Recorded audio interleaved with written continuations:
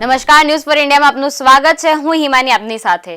તો રાજ્યમાં વરસાદને કારણે ઠેર ઠેર તબાહીના દ્રશ્યો જોવા મળ્યા છે। તો આ વચ્ચે વડોદરાથી સ્ટેચ્યુ ઓફ યુનિટી જવાનો પ્લાન હોય તો વિચાર્યા વગર માંડી વાળજો। વડોદરાથી સ્ટેચ્યુ ઓફ યુનિટીનો મુખ્ય માર્ગ વહેલી સવારથી જ બંધ થઈ ગયો છે। રોડ ઉપર દેવ ડેમના પાણી વહેતા થતા વાહન વ્યવહાર પોલીસ દ્વારા બંધ કરી દેવામાં આવ્યો હતો। ઉલ્લેખનીય છે કે તાજેતરમાં જ કરોડોના ખર્ચે બનાવેલો રોડ ધોવાઈ ગયો છે, જેના કારણે રોડના નિર્માણના ભ્રષ્ટાચાર થવાની પણ ચર્ચા ઉઠી છે।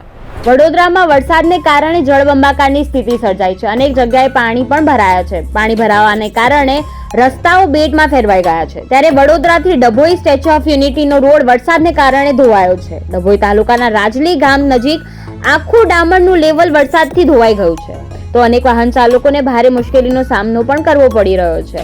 રોડ નિર્માણમાં ભ્રષ્ટાચાર થયો હોવાનો નગરજનો આરોપ લગાવી રહ્યા છે। બીજી બાજુ દેવ ડેમના પાણીથી અનેક ખેતરોની અંદર પાણી ભરાઈ જવાથી ખેતીને પણ મોટા પ્રમાણમાં નુકસાન થયું છે। ત્યારે આવનારા સમયમાં ક્યારે પાણી ઓસરે છે અને જનજીવન રાબેતા મુજબ થાય છે તે જોવાનું રહ્યું। લોકોએ કહ્યું, કુદરતી કહેરની સાથોસાથ કોર્પોરેશનનો નિષ્ફળ વહીવટ પણ થતો થયો છે। 30 વર્ષથી કોર્પોરેશનમાં ભાજપનું શાસન છતાં શહેરજનનો વિકાસ થયો નથી।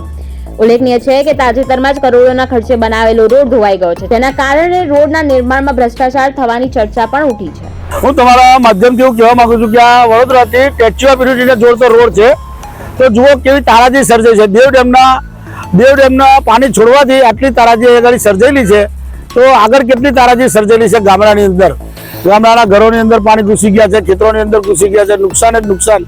અને આ જે દેખાય છે એ વિકાસનો મોટામાં મોટો એક નંબર છે કે જુઓ વિકાસ આને કહેવાય, અને ભ્રષ્ટાચાર તો કોને કહેવાય ખબર નહીં, પણ આટલું જે નુકસાન થયું છે ભ્રષ્ટાચારને એ સેમ્પલ છે ભ્રષ્ટાચારનો।